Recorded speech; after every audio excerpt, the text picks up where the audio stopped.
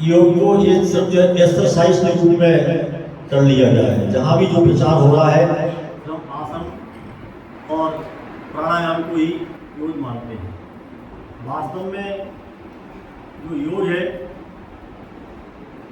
वो एक साधना है, निरंतर साधना है। निरंतर इसका जो है साधना का जो है मात्र ये एक्सरसाइज नहीं है। हम पतंजलि के योग सूत्र को देखें तो पतंजलि ने अपने योग सूत्र में 195 सूत्र दिए हुए हैं और ये 195 सूत्रों में ये जो सूत्र है वो 4 हिस्सों में बांटे हैं, 4 जो है अध्यायों में बांटे हैं और उनके नाम दिए हैं समाधि पाद, साधन पाद, विभूति पाद और कैवल्य पाद। इस तरह से पतंजलि जो है योग के जो है डॉक्टर भी माने जाते हैं। पतंजलि ने सबसे पहले जो है समाधि पाद में सबसे पहले उन्होंने शुरुआत की तो सबसे पहला ये रखा है कि अति योगासन अनुशासन, यानी योग सबसे पहले क्या है, अनुशासन है। अनुशासन का पालन होना बहुत जरूरी है। यदि हमारे जीवन में हमारे अनुशासन नहीं है तो हमारे योग की कोई सफलता हमको योग की सफलता प्राप्त नहीं होती है। तो पहला जो सूत्र है अति योगानुशासनम, अनुशासन बहुत महत्वपूर्ण है। यानी हमें उसको नियमित रूप से जो है, और योग हमें साधना कब पूर्ण होती है तो पतंजलि ने कहा कि दीर्घकाल निरंतर सत्कारा सेवतो दृढ़ भूमि। हम योग में तभी सफल होते हैं जब दीर्घकाल लंबे समय तक, दीर्घकाल निरंतर तो निरंतर, तो ऐसा नहीं तो ब्रेक कर लिया, कुछ दिन कर लिया, कुछ दिन छोड़ दिया, ऐसा नहीं। दीर्घकाल निरंतर सत्कारो माने आपको उसके सम्मान का भाव रखते हुए, श्रद्धा का भाव रखते हुए जब हम इसको करें, श्रद्धा का भाव हमारे अंदर में सत्कारा से तो दृढ़ भूमि, तो हमारी इसकी जो योग की है जो भूमि है वो दृढ़ होती है, मजबूत होती है, तब योग में सफल होते हैं। तो योग जो है ये साधना है। इस साधना के निरंतर अभ्यास से अब उन्होंने योग के 8 चरण जो है बताए हैं। 8 चरणों में सबसे पहला है यम, दूसरा जो चरण है वो नियम, तीसरा आसन। आसन का क्रम तीसरे नंबर पर आता है। तो आज जो सारे दोस्तों प्रचारित हो रहा है वो तीसरा हो रहा है। यम और नियम को हम भूल गए हैं। यम और नियम के प्रति हमारा जो है ध्यान आकर्षित नहीं होता, उसके तरफ हम ध्यान नहीं देते हैं। तो यम, नियम, आसन। चौथा आता है प्राणायाम, पांचवा आता है प्रत्याहार, फिर जो है छठवां धारणा, फिर आता है ध्यान और अंत में आता है समाधि। और इनकी भी जो ध्यान की स्थितियां हैं वो ध्यान की स्थितियां भी ऐसी हैं कि जितने प्रकार की धरती पर मनुष्य हैं उन सबकी स्थितियां अलग अलग हैं। ध्यान करना नहीं पड़ता, ध्यान के बारे में भ्रम है तो लोग सोचते हैं ध्यान कर रहे हैं, ध्यान करना नहीं पड़ता है।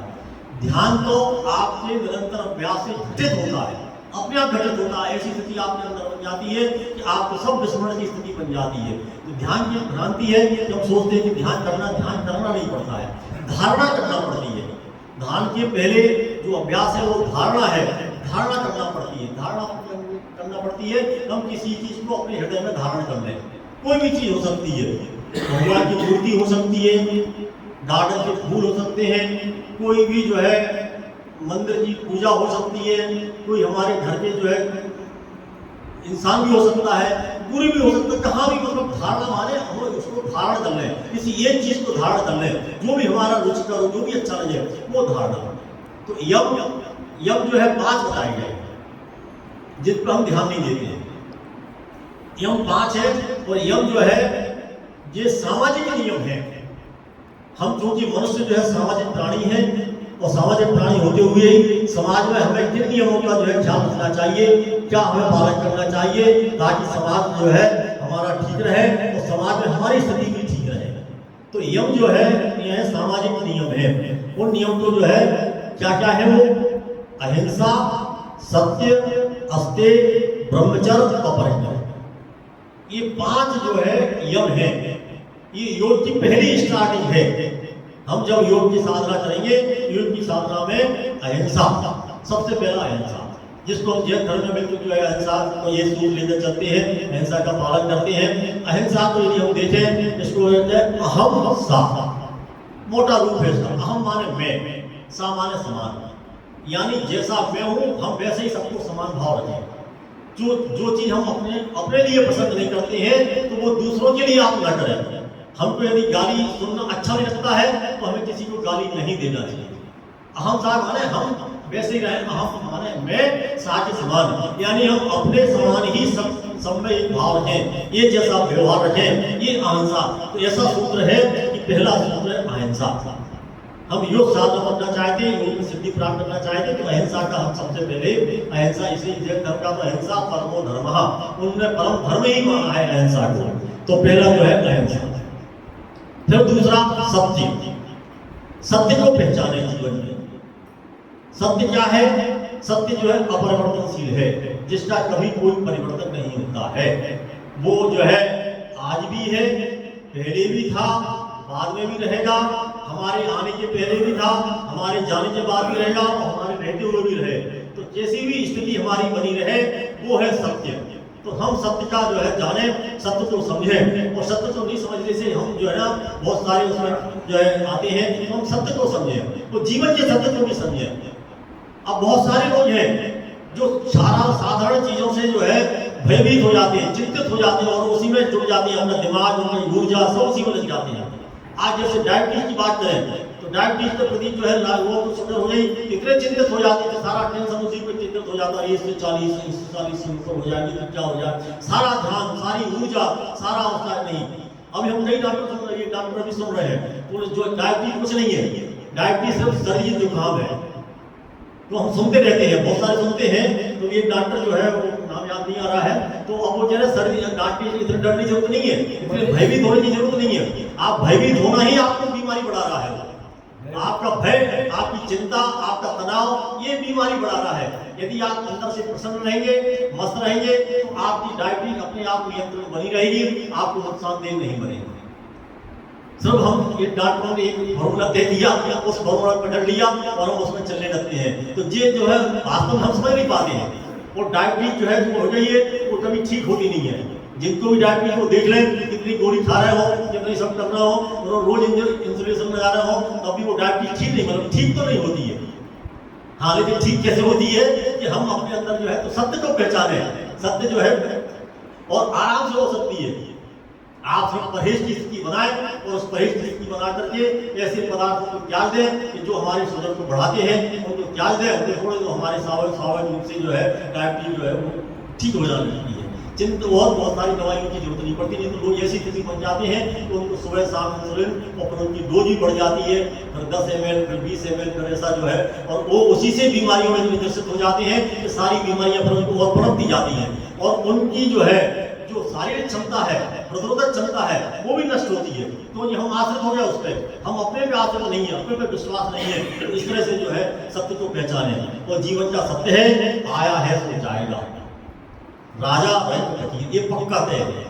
इसमें आप कुछ भी आप करते रहिए। हाँ, स्वस्थ रहने के लिए उनको प्रयास करना चाहिए कि हम स्वस्थ रहें, लेकिन स्वास्थ्य के प्रति इतने तनावग्रस्त न हो जाए कि हमारा स्वास्थ्य ही तनाव से बिगड़ जाए, तनाव ही हमारे स्वास्थ्य को पूरा खराब कर दे। तो हम तनावग्रस्त न हो, मस्त रहें, प्रसन्न रहें, ये बहुत महत्वपूर्ण जो है।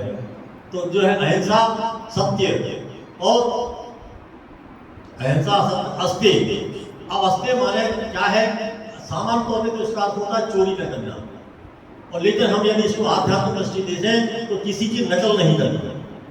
चोरी मतलब किसी को नहीं चुराना कि ठीक है वो ऐसा है तो हम उस चीज को ग्रहण करना नहीं। हर व्यक्ति अपने आप में अनूठा है, हर व्यक्ति अपने आप में अद्भुत है, अब उसकी जो है तो हमें अपने आप में जीना है, अपने आप में मस्त रहना। आस्ते का मतलब है कि हमें किसी प्रकार की किसी की नकल नहीं करना, किसी का कोई चीज नहीं चुराना है। क्या इसमें ये चीज है हम इसको उतार कर लें, ये बहुत बड़ा बलवान है, ये बहुत शक्तिशाली है, ये धनवान है, ये नहीं, इनको हमें मतलब किसी के जो है आकर्षित नहीं होना उनके प्रति।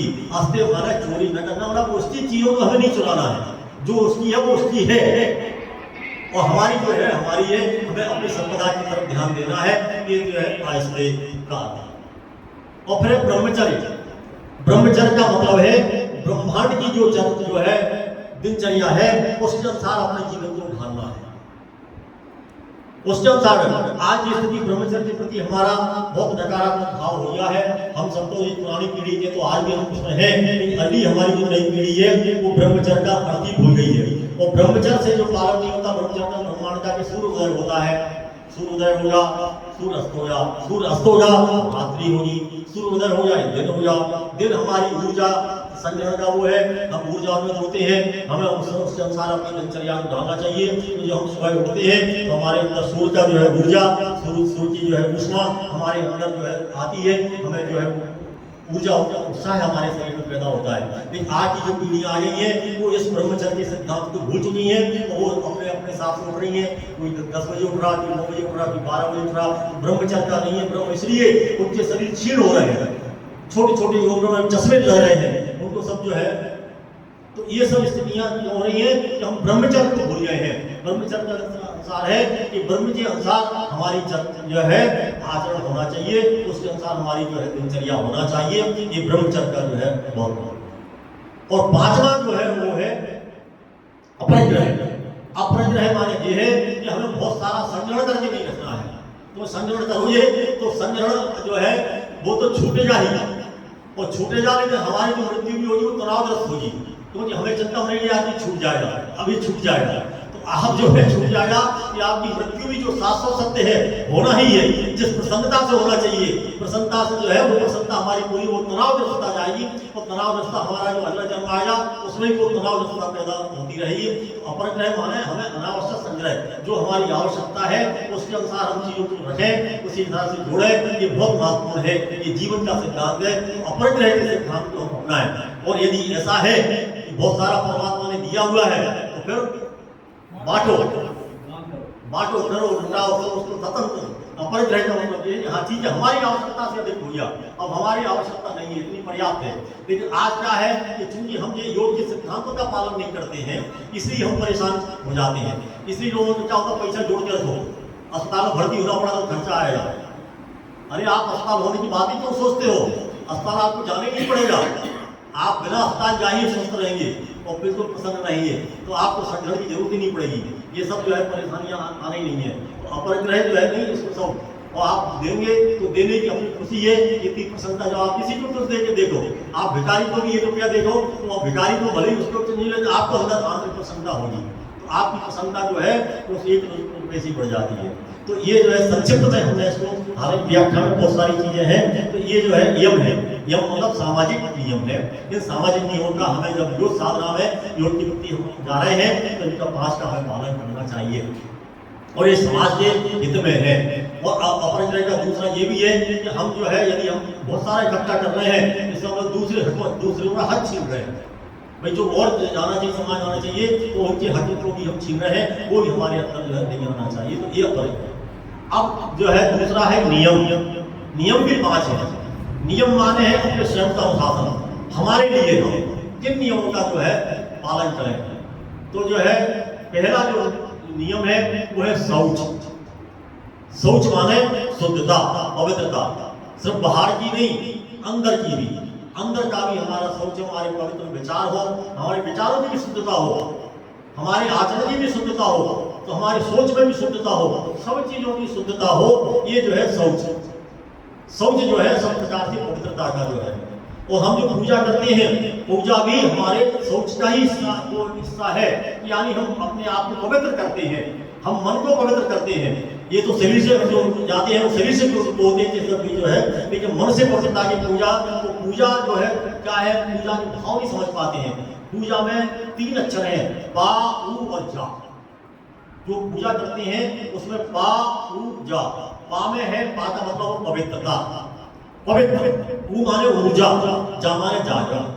यानी हम पूजा इसलिए करते हैं, पूजा का अर्थ है कि पवित्र ऊर्जा का जागरण हो, यानी हमारे अंदर पवित्रता का जागरण होगा तो ही हम जो है प्रसन्न रह पाएंगे। और यदि आपकी पवित्रता जागरण नहीं है तो आपकी पूजा जो व्यर्थ है। आप कुछ भी करते रहो, आप चाहे दिया जलाते रहो, चाहे अगरबत्ती जलाते रहो, चाहे बोलते रहो, कोई पूजा करता नहीं है। पवित्रता का सबसे महत्वपूर्ण बात है कि पूजा से आपका मन पवित्र हो रहा है, तो जो है बहुत महत्वपूर्ण है। इस पवित्रता के भाव हमारे अंदर बहुत महत्वपूर्ण है। ये शौच। दूसरा है संतोष। संतोष माने कि हमें अब हम जो कर रहे हैं या हमें जो कुछ मिला है उसमें हमारे अंदर संतोष का भाव जागृत होना चाहिए। संतोष जो है, संतोष है परम निधानम। तो संतोष जो है मनुष्य का बहुत बड़ा परम धन है। ये संतोष प्राप्त हो जाए तो उससे सब आनंद आपको जो है आप ऋषि मुनियों के शरण में हम क्यों जाते हैं, तो हमें संतोष की ऊर्जा मिलती है, मुझे संतोष है हर चीज में। कपड़े नहीं है तो नंगे कर रहे हैं, कोई दिक्कत नहीं है। वो जो है सर्दी भी लग रही है, नहीं है चद्दर ओढ़ी सो रहे नहीं हो, तो ऐसे ही हिमालय पे जो योगी बैठे हैं, हिमालय की बर्फ में भी बैठे रहते हैं, तो संतोष का भाव। तो ये जो है शौच, संतोष, फिर तप माने हम निरंतर कुछ न कुछ अपनी जो है वो करते रहे, मतलब जो जैसे योग का अभ्यास है, ये है शरीर को जो है, तो ये सब जो है तप माने अपने क्षमता का विकास करना। हमारे अंदर जो है जो क्षमता है उनका हम विकास करें, उनको बढ़ाएं, उसके लिए हम जो है तप जो है करें। तो ये तप जो है तो शौच, संतोष, तप, स्वाध्याय और प्रतिदिन कुछ न कुछ जो है स्वाध्याय मतलब सब इसलिए कि हम स्वयं को जाने, स्वयं को जानने के लिए हम हैं क्या, हम क्या ये शरीर है। यदि हम अपने आपसे ही प्रश्न करें क्या मैं शरीर हूं, तो क्या उत्तर आएगा, शरीर नहीं है। ये आंख आप क्या आप आंख है, तो आप उत्तर आएगा कि नहीं, आंख नहीं, आंख मेरी है, आंख मेरी है, मुंह मेरा है, तो मेरा मतलब मैं कौन, तो उस मैं को जानने का जो भाव है वो है स्वाध्याय। वो करने के लिए हम स्वाध्याय, उसके लिए अध्ययन, पठन, पाठन, सत्संग, जो भी चीजें, सब जो चीजें हैं वो स्वाध्याय के अंतर्गत ही है। हमारे स्वाध्याय का भाव हमारे अंदर हो कि हम स्वयं को जानने की कोशिश करें, स्वयं को जाने, तो वो स्वाध्याय। और आठवीं में है ईश्वर प्रणिधान। ईश्वर का जो है प्रणिधान माने ईश्वर के प्रति समर्पित। हम जो भी कर्म करें वो सब सारे हमारे जो कर्म हैं वो सब ईश्वर के प्रति जो है समर्पित हो, ईश्वर की सब। और वास्तव में जो सृष्टि है वो ईश्वर के द्वारा ही संचालित हो रही है। हमारा कुछ भी नहीं है, कुछ नहीं, आप चाहोगे तो भी नहीं, हमसे भ्रम है। क्योंकि आप बालक हैं, आप चाहोगे हम बालक बने रहे तो नहीं रह सकते, कोशिश कर लो कितनी भी। कोई डॉक्टर इलाज करा तो बालक बने नहीं, आपका शरीर बड़ा होगा, आप किशोर अवस्था में आएंगे, जवानी में आएंगे, उसके बाद आप बुढ़ापे में आएंगे, आएगा ही। आप लाख कोशिश करो कि बुढ़ापा नहीं आए, वो आएगा ही। आपके हाथ में है क्या, बुढ़ापा भी आएगा, फिर मृत्यु भी आएगा। ये सब जो है ईश्वर को, क्योंकि ईश्वर की जो व्यवस्था से ये सारा हमें जो शरीर मिला हुआ है वो भी ईश्वर की व्यवस्था से मिला हुआ है। ईश्वर ने तो जो है हमें ये ईश्वर प्रणिधान का जो विशेष तौर से ध्यान रखना चाहिए कि हमारा जो सब कुछ हमें सभी सब मिला है, तो ईश्वर के प्रति हमें समर्पण का भाव हमेशा रखना चाहिए और समर्पण का भाव रखेंगे तभी तो हमारे अंदर संतोष रहेगा। ये यम और नियम, आसन के बारे में सब जानते हैं। आसन माने शरीर के अभ्यास है, शरीर के अभ्यास में हमारा जो शरीर में ये अभ्यास इसलिए है कि शरीर में लचीलापन बना है, हमारे जो है हार्डनेस नहीं आ जाए, कठोरता से नहीं आ जाए। जब कठोरता आ जाती है तो हमारे शरीर में चालक में इधर उधर उड़ने सब में दिक्कत आती है। आसन में शरीर में जो है लचीलापन लाने के लिए हम ये आसनों का अभ्यास करते हैं ताकि हमारे पैर से लेकर सिर तक सब जो है लचीलापन मांसपेशी बनी रहे। तो ये जो है आसन है। फिर प्राणायाम, हम अपने जो है प्राणों को मजबूत करने के लिए हम जो है उसको प्राणायाम का अभ्यास करते हैं ताकि हमारे अंदर सभी जो है पुष्ट हों। तो हम प्राणायाम, प्राणों की ऊर्जा को बढ़ाना, उनको नियंत्रण करना प्राणों को। और जो है ये प्राण जो तो हम अपने सांसों के माध्यम से करते हैं। ये जो बड़े बड़े योगी सब सिखाए जाते हैं तो सांस भी नहीं लेना पड़ती है, समाधि में चले जाते हैं। 10 दिन 20 दिन उसमें समाधि बैठे रहते हैं, उनकी श्वास ब्रह्मांड से स्वाभाविक रूप से चलती रहती है। और सांस का हम सब हैं कि हमारी नाक से श्वास जा रही है, ये पूरा शरीर ही श्वास ले रहा है, हमारे पूरा रोग जो है श्वास जो है लेता है। तो ये प्राणायाम का अभ्यास निरंतर जो चल रहा है जिसका हमें पता नहीं है, हम सब नाक से श्वास लेते हैं, उसी का हमें ध्यान रहता है, उसी को हम समझ पाते हैं। तो प्राणायाम का अभ्यास प्रकृति के द्वारा पूरे शरीर में संचालित नियम रूप से हो रहा है, उसी से तो प्राण ऊर्जा बनी रहती है हम सबको। तो ये प्राणायाम। फिर धारणा माने किसी चीज जो अभ्यास करने के लिए हम किसी चीज को जो है धारण कर लें, किसी चीज पे केंद्रित कर लें, वो केंद्र आपकी स्वेच्छा से आपकी रुचि के अनुसार है, उसको जो है वो आप करें। ये धारणा का अभ्यास से आपका धीरे धीरे जो है एकाग्रता आपके अंदर बढ़ेगी। फिर धारणा, उसके बाद स्थिति आती ध्यान की कि हम फिर जो है किसी उस पर केंद्र जाते हैं, धारणा भी हमारी किसी विलोपित हो जाती है और हम ये जो है बिल्कुल उसमें आ जाते हैं। सब दुनिया का सारी चीज जो है खत्म हो करके घटित होती घटना घटित होती है। और समाधि जो निरंतर पर जो ध्यान की स्थिति बने रहे, उन्हें अलग से करना ऐसी अवस्था जो उनके पूरे जीवन भर संचालित होती है वो होती है समाधि। इस तरह अष्टांग योग इसको कहा गया है। योग की जो है 8 चरण है। ये बहुत बहुत आप सबका धन्यवाद। आज आप सभी पधारे और सब जो है नाश्ते की व्यवस्था हो रही है। और आज आप जान लें कि आज जो है विश्व संगीत दिवस भी है। आज संगीत जो है लोग हैं, संगीत से जुड़े पूरे विश्व में संगीत का भी मनाया जा रहा है। हमारे इंदौर में भी छतरियों पे आज सुबह 6 बजे से प्रारंभ हो रहा, 24 घंटे संगीत हो रहा, बड़ा आनंद चल रहा है, सब संगीत का भी है। तो आज जो संगीत दिवस है तो हम लोग संगीत का भी आनंद लेंगे। सबसे पहले हम आप जो है अपना समापन करते हैं, वो भी प्रार्थना से करते हैं। शुरुआत भी हमने प्रार्थना से ही होगी, तो हाथ जोड़ करके हम सभी जो है उस प्रार्थना को दोहराएंगे। सर्वे भवन्तु सुखिनः, सर्वे सन्तु निरामयाः, सर्वे भद्राणि पश्यन्तु, मा कश्चित् दुःखभाग् भवेत्। ये हमारी जो है प्रार्थना भी है और भारतीय संस्कृति भी है। भारतीय संस्कृति ये जो भारत की जो संस्कृति है तो यही परंपरा यही है कि सर्वे भवन्तु सुखिनः, सभी सुखी हो। क्योंकि यदि दुखी रहेंगे तो वो आपको दुखी करेंगे। यदि किसी को रोटी नहीं मिलेगा तो आप क्या चोरी करने आएंगे, आप तो सुख नहीं लेते, इसलिए वो मोड़ा भी तलाशते हैं।